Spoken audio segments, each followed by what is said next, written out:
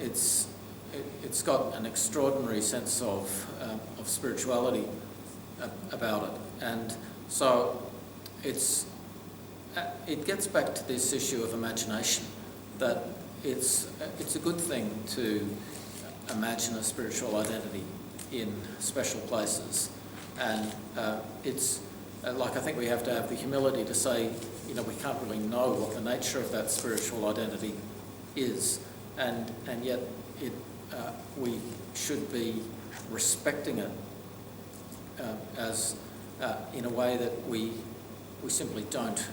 And I think you really see the sort of soulless nature of the Western world in going to a place like the Northern Territory, where there is this sort of attitude of contempt for the ecological values of the environment, and I take the view that ecology, that biodiversity is just something that is incredibly precious.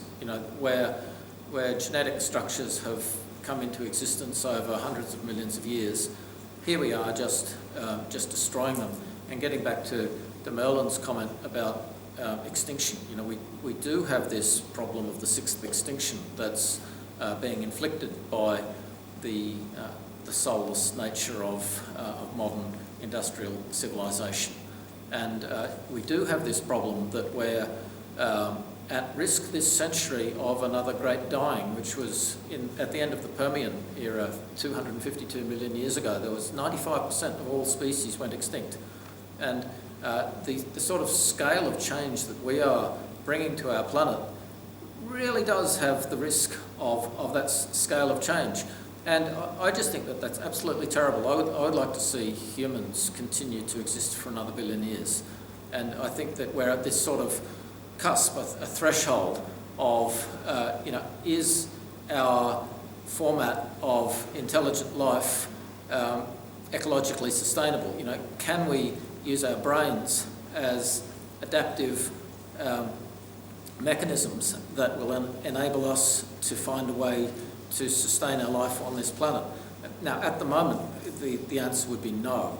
So we really need a sort of drastic transformation of our thinking in order to achieve that. And I think that going into a place like the desert, like A.D. Hope said, that from deserts the prophets come. So there's this sense of a prophetic message that emerges from the desert that's, looking at reconciling our spiritual and practical lives. I guess I do think likely we will be wiped out soon, and if we take a lot of species with us, it has happened to the Earth before, and there will be another lot of evolution that goes on. It's unlikely that there will be another sort of intelligent species like us, that the Earth will recover. It'll take time, but the Earth will recover, but it'll be uninhabitable for us for a while, and we'll be gone, and 95% of the species will be gone, and then the Earth will come back, and there'll be another lot of evolution that goes on, and another variation of species that turn up, and that's happened before. But that's one possible future. But I think there's another possible future, which is that we see our existence as made in the image of God, as meaning that our ability to use language means that we are the universe speaking, and that is something special, which we should see as good, that we should want humans to continue to flourish. So we should not give up in the face of the threat of extinction, but we should say, how can we transform our world so that humans can continue to exist? We have to have a drastic reduction of the population. Well, I don't even know about that. It's resources, yeah, and if you look into that, that's not a nice picture. Getting back to Robert's comment about visiting the ocean, the fact is that 71% of our planet is ocean, and on average the ocean is 4 kilometres deep. So there's more than a billion cubic kilometres of water on our planet, which we have, my view is that we will be the new whales, that we will move to the ocean and we will give the land back to the animals. Now that's a sort of 1,000-year vision of a transformation of human existence, but it's that sort of science fiction dream that can start to imagine alternative futures. And I think there is this whole dystopian direction in science fiction, but I suppose I'm looking at it in a more utopian line of just a high level of optimism about our ability to use our minds, our brains, our souls to sustain our existence. And then, given the scale of the world ocean, there is this question, well, is it actually true that, if we transform the way we live, a lot of people can still, our planet can support a very large quantity of life? Big if. It is a big if, yeah. But transformation is the key word.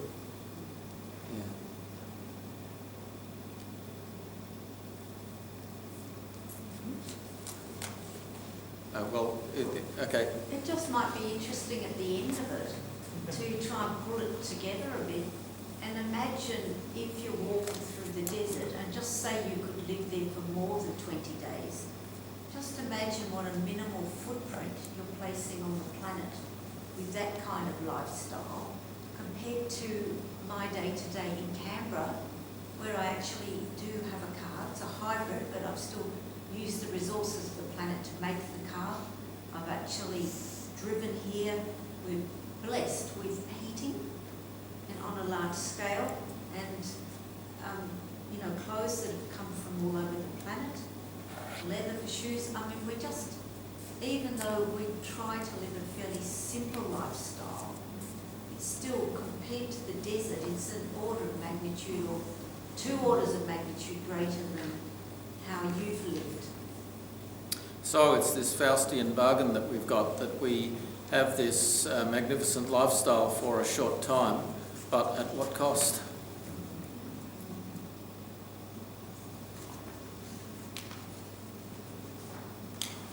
Anyway, something to think about. Thank you, Rob. Yeah, thank you. Thank you very much. You've given us so much to think about. Oh, goodness. And the landscapes are absolutely amazing. And artistry. And just spectacular. That's my tent. I'll give you a bit of a slide talk. I took the fly off so that I could watch the stars, and the stars are absolutely magnificent. This is one of these Larapinta creek beds that you walk up, just all these myriad different colours of rocks. Just beautiful. Not so much optical pollution for stargazing. That's right. So we saw the dark emu, which is in between the Southern Cross and Scorpio, rising in the east, which is in front of the Milky Way. There's just a whole lot of dark cloud, which is one of the famous Aboriginal star patterns. I'd like to present you this. This is a certificate of appreciation and a little something you can go and indulge with. Wonderful. Thank you so much. And thank you for coming along, and some of the photos I'd like to talk to you about some of creating some paintings. So just like something like that, it's just spectacular. I've actually, years ago I did a painting with all these little things with kangaroos and things. These are the rock wallabies in Red Bank Gorge. Yeah, beautiful. That's fabulous photography.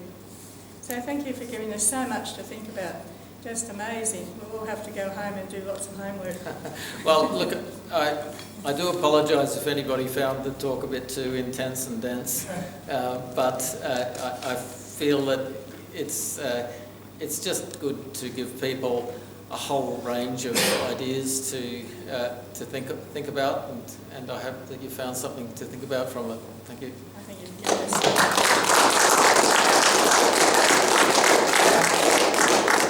Rob's has presented a couple of things for us in the past which are on our website. So if you look in Canberra, youngsociety.org.au, under top left in the menu you'll see articles and so forth. So you can see, for example, his paper on Eon on the website. Terry, did you want to say a word about next month? Next month, Or Jean? Terry is going to be talking. Would you like to stand up and tell everybody?